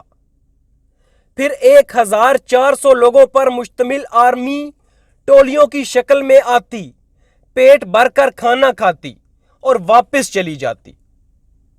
جب ایک ٹولی کھانا کھا کر واپس جاتی تو کھانا پہلے سے زیادہ موجود ہوتا۔ یہ برکت تھی جسے مدینہ میں ہزاروں لوگوں نے دیکھا۔ اسی طرح کے اور بہت سے واقعات روایات میں ہیں جن سب کا ذکر نہیں کیا جا سکتا۔ تو یہ تیسری کیٹیگری تھی جو کھانے اور پانی کے معجزات کے متعلق تھی۔ چوتھی کیٹیگری ان معجزات سے متعلق ہے جو رسول اللہ کی حفاظت اور سلامتی کے متعلق ہیں۔ کتنی ہی دفعہ رسول اللہ کو بچانے کے لیے اچانک سے معجزات رونما ہوئے، جیسے ہجرت کی رات متعدد مرتبہ رسول اللہ کی حفاظت کی گئی۔ اس رات جو کچھ ہوا وہ آپ کی حفاظت تھی۔ غار سور سمیت جب کفار اس کے باہر گھوم رہے تھے اور مکڑی کا جالا غار کے داخلے میں بنا ہوا تھا، اللہ کے رسول اور ابو بکر غار کے اندر تھے۔ رسول اللہ نے غار کے اندر سے دیکھا تو قریش کے لوگوں کے پاؤں نظر آ رہے تھے جو آپ صلی اللہ علیہ وآلہ وسلم کی تلاش میں تھے۔ ابو بکر گھبرا رہے تھے اور رسول اللہ نے انہیں کہا، ابو بکر گھبراؤ نہیں، اللہ ہمارے ساتھ ہے۔ ہجرت کے دوران ہی سراقہ ابن مالک نے آپ کا پیچھا کیا، جس کا ذکر سیرت سیریز میں ہو چکا ہے۔ اللہ نے ان سے بھی آپ کو محفوظ رکھا۔ روایات میں ہے کہ ہجرت سے پہلے رسول اللہ مکہ میں کعبہ کے سامنے اللہ کی عبادت کر رہے تھے۔ ابو جہل آیا اور وہ اللہ کے رسول کو جان سے مارنا چاہتا تھا۔ جب ابو جہل اس مقصد کے لیے آگے بڑھا، اچانک سے وہ واپس موڑا۔ جب قریش کے لوگوں نے بعد میں اس سے پوچھا تو ابو جہل نے کہا، ایک پاگل اونٹ جس کی آنکھوں میں غصہ تھا، وہ مجھ پر حملہ آور ہونے لگا تھا۔ لوگوں نے کہا، یہاں تو کوئی اونٹ نہیں ہے۔ ابو جہل نے کہا، نہیں واللہ، اگر میں ایک قدم بھی اور آگے بڑھاتا تو وہ اونٹ مجھے مار دیتا۔ یہ رسول اللہ کی حفاظت کے متعلق ایک اور مثال ہے۔ جنگ بدر بھی جو معجزوں کا معجزہ ہے، جسے یوم فرقان کہا گیا، جب 300 صحابہ بغیر مکمل ہتھیاروں کے 1000 قریش کے لوگوں سے جا ٹکرائے جو مکمل ہتھیاروں سے لیس تھے۔ جنگ خندق اور حتیٰ کہ جنگ احد، کوئی شک نہیں کہ جنگ احد کچھ حد تک شکست تھی، لیکن اللہ نے اپنے نبی کی جان بچائی، حالانکہ آپ صلی اللہ علیہ وآلہ وسلم زخمی ہو گئے تھے۔ لیکن یہ شاید رسول اللہ کی زندگی میں موت سے بہت قریب وقت تھا، کیونکہ عائشہ رضی اللہ تعالی عنہا سے روایت ہے کہ انہوں نے رسول اللہ سے پوچھا کہ احد سے زیادہ آپ کی زندگی میں کوئی خوفناک دن تھا؟ تو عائشہ کے ذہن میں احد کا دن سب سے بدترین تھا۔ رسول اللہ نے کہا، ہاں، طائف کا دن بدترین تھا۔ دونوں مرتبہ اللہ نے اپنے نبی کو محفوظ رکھا۔ جنگ حنین میں بھی، جس کا ذکر سیرت کے پچھلے پارٹ میں ہو چکا ہے، اسی طرح رسول اللہ کی حفاظت کے لیے بہت سے معجزات روایات میں موجود ہیں۔ 5ویں کیٹیگری غیب کے علم کے بارے میں ہے، جو رسول اللہ کو دیا گیا۔ علم غیب 2 طرح کے ہوتے ہیں۔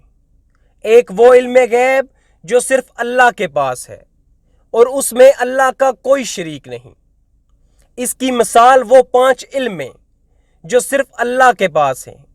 اللہ کہتے ہیں کہ کوئی نہیں جانتا کہ وہ کب مرے گا، کہاں مرے گا، کوئی نہیں جانتا کہ رحم میں کیا ہے، کوئی نہیں جانتا کہ قیامت کا دن کب ہے۔ ان کے اور مزید کے بارے میں اللہ کے سوا کوئی نہیں جانتا۔ اور کچھ علم غیب رسولوں کو دیے گئے ہیں۔ اللہ سورۃ جن میں فرماتے ہیں، غیب کی بات جاننے والا ہے اور کسی پر اپنے غیب کو ظاہر نہیں کرتا، ہاں جس رسول کو پسند فرمائے تو اس کو غیب کی باتیں بتا دیتا اور اس کے آگے اور پیچھے نگہبان مقرر کر دیتا ہے۔ تو سوال ہے کہ رسول اللہ کے پاس علم غیب تھا؟ جواب ہے کہ حتمی علم غیب نہیں، صرف اللہ کے پاس حتمی علم الغیب ہے۔ لیکن اس میں کوئی شک نہیں کہ کچھ علم الغیب رسول اللہ کے پاس تھا جو ہمارے پاس نہیں تھا۔ آخر کار کیا رسول اللہ نے اسراء و معراج کے موقع پر جنت اور جہنم نہیں دیکھی تھی؟ کیا انہوں نے جبرائیل علیہ السلام کو نہیں دیکھا تھا؟ اور کیا چیزیں تھیں جو وہ جانتے تھے لیکن ہم نہیں جانتے؟ اس میں کوئی شک نہیں کہ رسول اللہ کے پاس کچھ علم غیب تھا جو ہمارے لیے علم غیب ہے، لیکن تمام علم غیب میں وہ اللہ کے شریک نہیں، کیونکہ یہ قرآن میں بہت واضح ہے کہ اللہ نے کہا، تمہارے پروردگار کے لشکروں کو اس کے سوا کوئی نہیں جانتا۔ اور اللہ کہتے ہیں، رسول اللہ نے کہا، میں نہ تم سے یہ کہتا ہوں کہ میرے پاس علم کے خزانے ہیں اور نہ یہ کہ میں غیب جانتا ہوں۔ تو یہ قرآن میں واضح ہے کہ رسول اللہ کو کہا گیا کہ اعلان کریں کہ آپ کے پاس غیر مشروط علم غیب نہیں ہے۔ اس کے باوجود ہم جانتے ہیں کہ ان کے پاس کچھ علم ہے جو ہمارے لیے علم غیب ہے، تو رسول اللہ کیا جانتے تھے جو انہوں نے ہمیں بتایا، اور وہ ہمارے لیے علم غیب تھا، اور وہ اسی وقت ہو رہا تھا۔ اس طرح کے متعدد واقعات تھے۔ ان میں سے ایک وہ دن جس دن حبشہ کا بادشاہ نجاشی فوت ہو گیا تھا۔ نجاشی حبشہ میں فوت ہوا اور رسول اللہ مدینے میں تھے۔ ایک دن صحابہ سو کے اٹھے اور اعلان ہوا کہ مسجد میں آؤ۔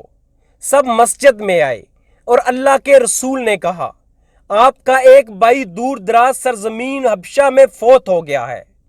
نجاشی ایک متقی آدمی تھا، ہمیں اس کی نماز جنازہ پڑھنی چاہیے۔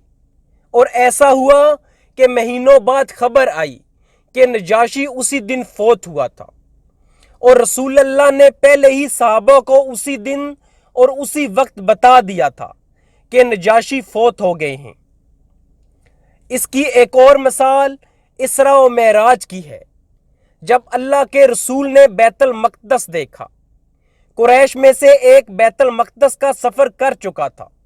اس نے کہا کہ اگر آپ واقعی بیت المقدس گئے تھے تو میرے لیے اس کی تفصیل بیان کریں کہ وہاں کتنے دروازے ہیں، کون سا دروازہ کہاں جاتا ہے۔ یقینی طور پر رسول اللہ رات کو گئے تھے اور انہوں نے توجہ نہیں کی تھی، تو آپ نے کہا کہ میں اتنا خوف زدہ ہوا کہ اس سے پہلے میں کبھی نہ ہوا تھا، اور میں نے سوچا کہ وہ مجھے مسترد کر دیں گے، حتیٰ کہ میں نے دیکھا کہ جبرائیل علیہ السلام نے شہر میری آنکھوں کے سامنے لا کھڑا کیا، اور میں اسے دیکھ رہا تھا۔ جب مجھ سے وہ سوال کر رہے تھے اور وہ مجھ سے جو سوال کرتے، شہر اسی طرح میری آنکھوں کے سامنے گھوم جاتا، اور میں پوچھے جانے والے سوال کا جواب دیتے تھا۔ اس کی ایک اور مثال جنگ موتا کی ہے۔ جب میدان جنگ میں زید ابن حارثہ، عبداللہ ابن رواحہ، جعفر ابن ابی طالب شہید ہوئے، تو صحیح بخاری میں حدیث ہے کہ رسول اللہ نے ان کی شہادت کی خبر مدینہ پہنچنے سے پہلے ہمیں بتا دیا تھا، اور آپ رو رہے تھے اور واضح تفصیل سے بتا رہے تھے کہ کیا ہوا اور کون شخص کیسے شہید ہوا، اور جو کچھ اس وقت ہو رہا تھا آپ اس کی تفصیل بتا رہے تھے۔ اور بعد میں جب میدان جنگ سے خبر مدینہ پہنچی تو بالکل ویسے ہی بتایا گیا جیسے اللہ کے رسول نے بتایا تھا۔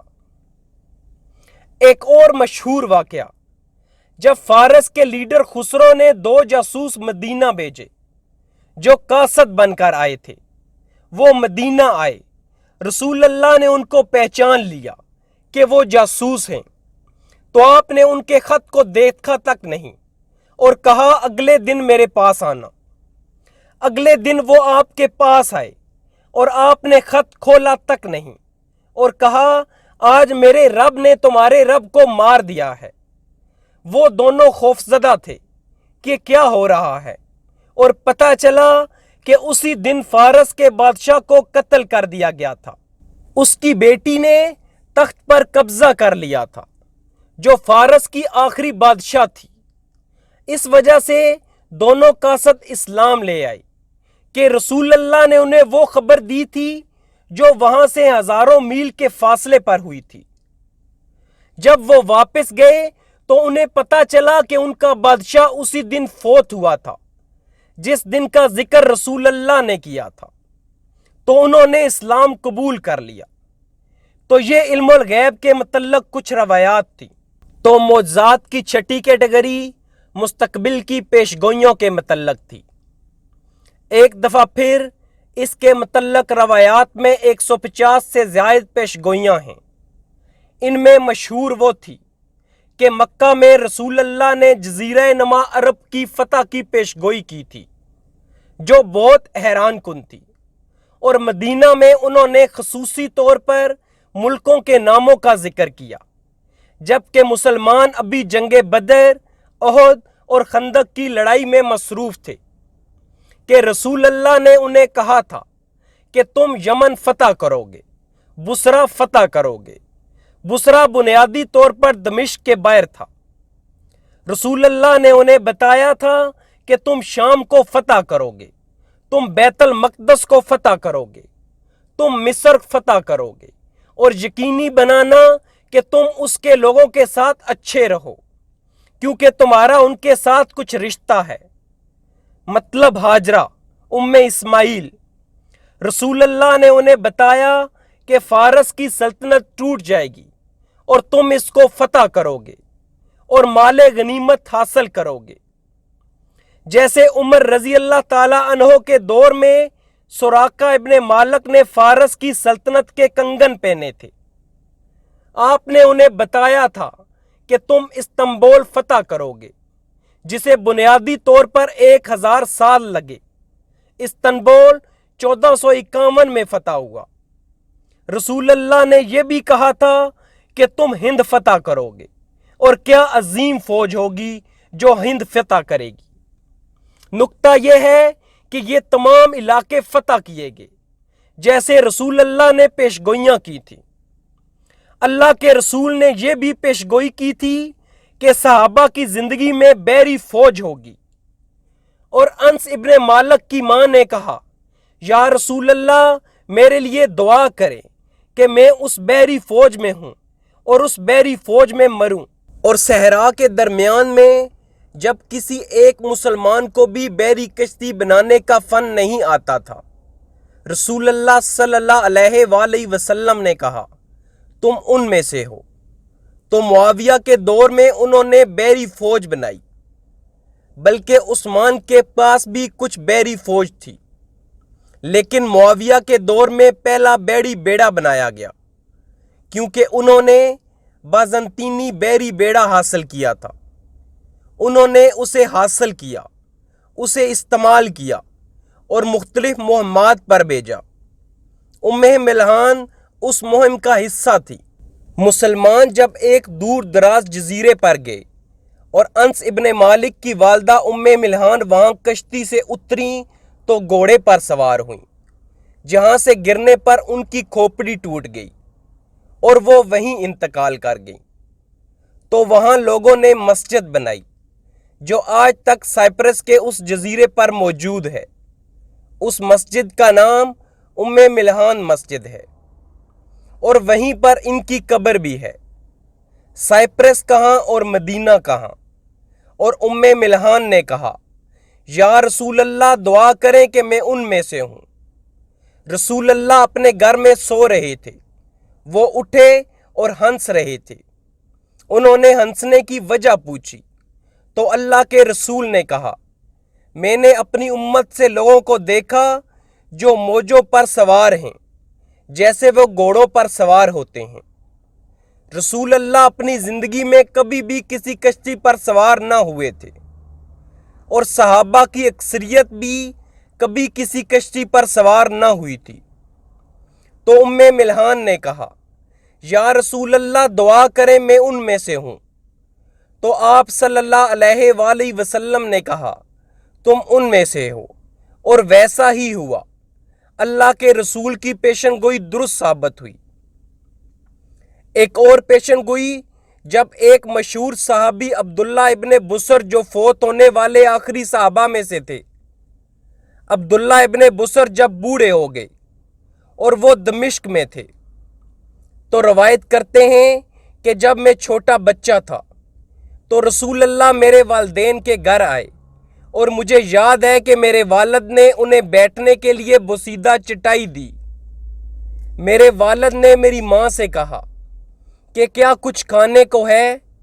میری ماں نے کہا، ہاں ہمارے پاس کچھ ہیس ہے۔ ہیس ایک بسکٹ ہوتا ہے جو کھجوروں اور آٹے سے بنتا ہے۔ تو میری ماں نے ہیس کے ساتھ مجھے بھیجا۔ میں نے رسول اللہ اور اپنے والد کو ہیس پیش کیا۔ رسول اللہ مجھے دیکھنے کے لیے مڑے اور میرے سر پر اپنا ہاتھ پھیرا اور کہا، یہ بچہ ایک قرن تک زندہ رہے گا۔ قرن یعنی صدی، اور میں بچہ تھا تو میں نے پوچھا قرن کتنا ہوتا ہے؟ تو رسول اللہ نے کہا 100 سال۔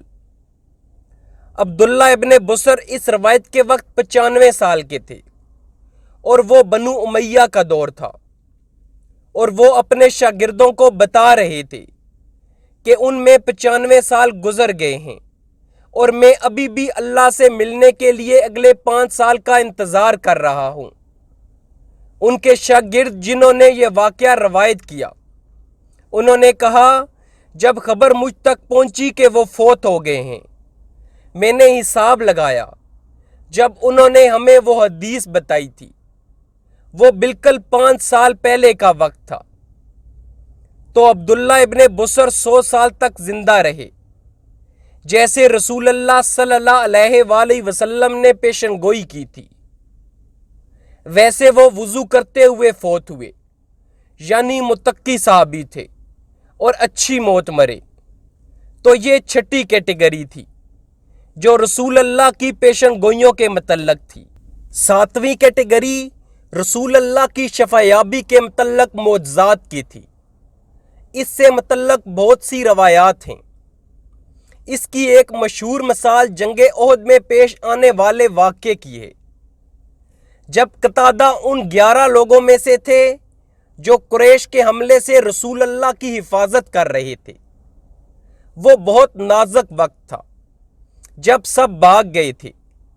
رسول اللہ کی حفاظت کے لیے ایک چھوٹا گروپ ان کے ساتھ موجود تھا۔ ابو قتادہ وہ تھے جو غار کے باہر حفاظت کے لیے موجود تھے۔ وہ تیروں کو روکنے کے لیے اپنا جسم ڈال کے طور پر استعمال کر رہے تھے۔ ان میں سے ایک تیر سیدھا ان کی آنکھ میں آ لگا، ان کی آنکھ باہر گر گئی۔ جب رسول اللہ نے یہ دیکھا تو آپ نے ان کے لیے خصوصی دعا کی اور کہا، یا اللہ، تیرے خادم قتادہ نے تیرے رسول کے چہرے کے لیے اپنا چہرہ قربان کیا تو ان کی آنکھ پہلے سے بہتر کر کے لوٹا۔ قتادہ کہتے ہیں فوری طور پر وہ آنکھ ٹھیک ہو گئی اور وہ مرنے تک میری دونوں آنکھوں میں سب سے زیادہ تیز تھی۔ خیبر کے دن علی ابن ابی طالب کا واقعہ بھی مشہور ہے کہ 15 سے 16 دنوں کی لڑائی سے جب مسلمان تھک گئے تھے تو رسول اللہ صلی اللہ علیہ وآلہ وسلم نے کہا کہ کل میں جھنڈا ایک ایسے آدمی کو دوں گا جس کی قیادت میں اللہ ہمیں فتح دے گا۔ فجر کی نماز کے وقت جب سب صحابہ اس کی تمنا کر رہے تھے کہ جھنڈا انہیں ملے تو رسول اللہ نے کہا، علی ابن ابی طالب کہاں ہیں؟ آپ صلی اللہ علیہ وآلہ وسلم کو بتایا گیا کہ انہیں آنکھ کا مسئلہ ہے اور وہ آنکھ کھول نہیں پا رہے ہیں، تو وہ یہاں نہیں ہیں۔ رسول اللہ نے کہا کہ انہیں میرے پاس لاؤ۔ علی کو لایا گیا، ان کی آنکھیں بند تھیں اور اللہ کے رسول نے ان کی آنکھ پر اپنا تھوک لگایا اور دعا کی۔ اسی وقت وہاں ہی علی کی آنکھیں ٹھیک ہو گئیں اور ان کو فتح ملی۔ اس طرح کی اور روایات بھی ہیں۔ ایک روایت میں ہے کہ ایک لڑکا جو اندھا، بہرا اور چل نہیں سکتا تھا، رسول اللہ نے اس کے لیے دعا کی اور کہا جاتا ہے کہ وہ وہاں ہی بالکل ٹھیک ہو گیا جیسے رسی کھول دی گئی ہو۔ وہ اپنی پوری زندگی میں اندھا، بہرا اور معذور تھا۔ رسول اللہ کے دعا کرنے سے وہ اچانک ٹھیک ہو گیا اور نارمل ہو گیا۔ اس کی عمر 7 سے 8 سال تھی۔ یہ 7ویں کیٹیگری تھی جو رسول اللہ کی شفایابی کے متعلق معجزات تھے۔ 10 میں سے 8ویں کیٹیگری رسول اللہ کی دعا کا فوری جواب کے متعلق ہے۔ آپ صلی اللہ علیہ وآلہ وسلم نے دعا کی اور وہ اسی وقت قبول ہو گئی۔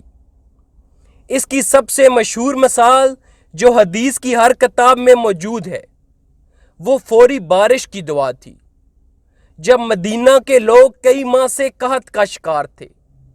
رسول اللہ خطبہ دے رہے تھے اور خطبے کے درمیان ایک بدو آیا اور خلل ڈالا اور خطبہ روک دیا۔ اس نے کہا، یا رسول اللہ، مہینوں سے بارش نہیں ہوئی، ہماری فصلیں مرجھا رہی ہیں، ہمارے بچے بھوکے ہیں، اللہ سے دعا کریں کہ وہ بارش بھیجے۔ اور انس ابن مالک سے حدیث روایت ہے، وہ کہتے ہیں کہ واللہ ہم نے مہینوں سے بادل نہ دیکھے تھے، لیکن جیسے رسول اللہ نے اپنے ہاتھ اٹھائے ہم نے گنا بادل دیکھا، گنا اور موٹا بادل دیکھا، جیسے بڑی ڈال مدینہ کے پہاڑوں کے پیچھے تیزی سے آیا، اور اس سے پہلے کہ اللہ کے رسول کے ہاتھ نیچے سائیڈوں پر پہنچتے ہم نے چھت پر بارش کے برسنے کی آوازیں سنی، اور جب ہم گھر واپس گئے تو ہمیں تیزی سے جانا پڑا تاکہ بھیگ نہ جائیں، اور واللہ پورا ہفتہ ہم نے سورج نہ دیکھا، اور پورا ہفتہ بارش ہوتی رہی، اور اگلے ہفتے جب ہم بارش میں نماز پڑھنے آئے تو خطبہ کے دوران وہ شخص واپس آیا یا اس جیسا کوئی اور آیا اور کہا، یا رسول اللہ ہماری فصلیں بہہ رہی ہیں، ہمارے بچے ڈوب رہے ہیں، جانور ڈوب رہے ہیں، اللہ سے دعا کریں کہ بارش روک دے۔ تو رسول اللہ نے کہا، اے اللہ ہمارے ارد گرد بارش برسا، ہم پر نہیں، اور آپ صلی اللہ علیہ وآلہ وسلم نے آسمان کی طرف اشارہ کیا، اور جہاں بھی آپ نے اپنی انگلی سے اشارہ کیا بادل بکھر گئے، اور ہم نے سورج ایک ہفتے تک نہ دیکھا تھا، اور جب تک ہم نے خطبہ مکمل کیا تو آسمان پر سورج کے علاوہ کچھ نہ تھا۔ یہ حدیث تمام مدینہ شہر کے سامنے واقع ہوئی۔ روایات میں اور بہت سے واقعات ہیں جب اللہ کے رسول کی دعا کا جواب اسی وقت دیا گیا۔ ابو ہریرہ جو یمنی تھے، جب وہ مدینہ ہجرت کر کے آئے تو انہوں نے اپنی ماں کو بلا لیا تاکہ ان کا خیال رکھ سکیں۔ ابو ہریرہ اہل صفہ میں رہتے تھے۔ جب ان کی ماں مدینہ آئیں تو انہوں نے رہنے کے لیے ایک گھر کا بندوبست کیا۔ ان کی ماں ابھی تک مشرکہ تھیں اور ان کو کافی دکھ تھا کہ ان کے بیٹے نے اپنا دین چھوڑ دیا ہے۔ وہ ہمیشہ اسلام پر لعن طعن اور رسول اللہ کے بارے میں بری چیزیں کہتی تھیں۔ تو ایک دن ابو ہریرہ افسردہ اور روتے ہوئے آئے اور کہا، یا رسول اللہ مجھ سے اور برداشت نہیں ہوتا، میری ماں آپ کے بارے میں بہت کچھ کہہ چکی ہیں اور میں برداشت نہیں کر سکتا، اللہ سے دعا کریں کہ اللہ انہیں ہدایت دے۔ تو اسی وقت اللہ کے رسول نے اپنے ہاتھ اوپر اٹھائے اور کہا، اے اللہ ابو ہریرہ کی ماں کو ہدایت دے۔ اور ابو ہریرہ افسردہ واپس آئے، انہیں سمجھ نہیں لگ رہی تھی کہ کیا کریں۔ اپنے گھر داخل ہونے سے پہلے ان کی ماں نے کہا، اندر نہ آنا، میں غسل کر رہی ہوں۔ اسی وقت وہاں پر وہ اسلام کے لیے غسل تھا، اور جیسے ہی ابو ہریرہ اندر آئے ان کی ماں نے کلمہ پڑھ لیا اور اسلام قبول کر لیا۔ تو یہ کیٹیگری 8 تھی جو رسول اللہ کی دعاؤں کا فوری جواب تھا۔ کیٹیگری 9 پہلے انبیاء کے واقعات ہیں۔ یہ کیسے معجزہ ہے کہ آپ پہلے انبیاء کے واقعات بتا رہے تھے؟ اس کی کئی وجوہات ہیں۔ سب سے پہلی، ایک شخص کو سمجھنے کی ضرورت ہے کہ عرب کتنا غیر تعلیم یافتہ تھا۔ ایسی تہذیب جو پوری دنیا کی تہذیبوں سے بے خبر تھی، اس کے باوجود وہ ان تمام تہذیبوں کی تاریخ سے واقف تھے، حتیٰ کہ یہودیوں اور عیسائیوں کے انبیاء کے نام بھی اہل عرب کو معلوم نہ تھے، کیونکہ اس شاخ کا عربوں سے کچھ تعلق نہ تھا۔ انہوں نے ابراہیم اور اسماعیل علیہ السلام کی تاریخ کو محفوظ رکھا تھا، لیکن اسحاق سے آگے آنے والے انبیاء اہل عرب سے متعلقہ نہ تھے۔ اسی لیے رسول اللہ کے اعلان نبوت کے بعد قریش مدینہ گئے اور کہا کہ امتحان کے لیے ہمیں کچھ سوالات دیں۔ ان میں ایک سوال تھا کہ ان سے یوسف اور ان کے بھائیوں کے متعلق پوچھیں۔ وہ کیسے جانتے، جیسا کہ پورے عرب میں ایک بھی لائبریری نہ تھی۔ بائبل کا عربی میں ترجمہ اس وقت تک نہ ہوا تھا۔ پورے مکہ شہر میں 10 سے زیادہ لوگ لکھ اور پڑھ نہ سکتے تھے۔ اگر وہ لکھ اور پڑھ بھی سکتے تو بائبل کا ترجمہ عربی میں نہ ہوا تھا۔ اس ماحول میں ایک چرواہا جس کی کوئی تعلیم نہ تھی، وہ بائبل کے سیلاب کے واقعات سنانا شروع کر دے۔ آدم اور حوا جن کے بارے میں عرب نہ جانتے تھے، انہوں نے سنا تک نہ تھا، اسحاق، یعقوب، عیسیٰ، موسیٰ علیہ السلام، ان کے واقعات بتانا شروع کر دے۔ اللہ قرآن میں کہتے ہیں، اس قرآن کے اترنے سے پہلے نہ ہی تم اور نہ ہی تمہارے لوگ ان کے واقعات کے بارے میں جانتے تھے۔ اس کا سب سے دلچسپ ثبوت یہ ہے کہ قرآن میں عیسیٰ علیہ السلام کے کچھ واقعات محفوظ ہیں جو آج تک انجیل کے نئے ورژن میں نہیں ہیں۔ جیسا کہ ہم جانتے ہیں کہ عیسیٰ علیہ السلام کی کہانی جب وہ اپنی ماں کی گود میں بولے، یہ کہانی انجیل کے نئے ورژن میں نہیں ہے۔ اس کے علاوہ قرآن میں 3 مواقعوں پر ذکر ہوا ہے، عیسیٰ علیہ السلام اور پرندوں کے واقعات، کہ ان میں پھونک ماری گئی اور وہ اصل پرندے بن گئے۔ یہ واقعات بھی انجیل میں نہیں ملتے۔ یہ واضح طور پر اللہ کے معجزات ہیں۔ اس کے بعد آخری کیٹیگری 10 ہے جن میں متفرق معجزات ہیں، مطلب وہ معجزات جو پہلی 9 کیٹیگریز میں نہیں آ سکے۔ ان میں آپ صلی اللہ علیہ وآلہ وسلم کا ایک عظیم معجزہ چاند کو 2 ٹکڑوں میں تقسیم کرنا تھا۔ ابتدائی مکی دور میں یہ ان چند معجزات میں ہے جو قریش نے چیلنج کیا، اور آپ صلی اللہ علیہ وآلہ وسلم نے چیلنج قبول کر دیا۔ آپ صلی اللہ علیہ وآلہ وسلم نے کہا، اگر میں چاند کو 2 ٹکڑوں میں تقسیم کر دوں تو کیا تم مجھ پر ایمان لے آؤ گے؟ تو ان سب نے کہا ہاں۔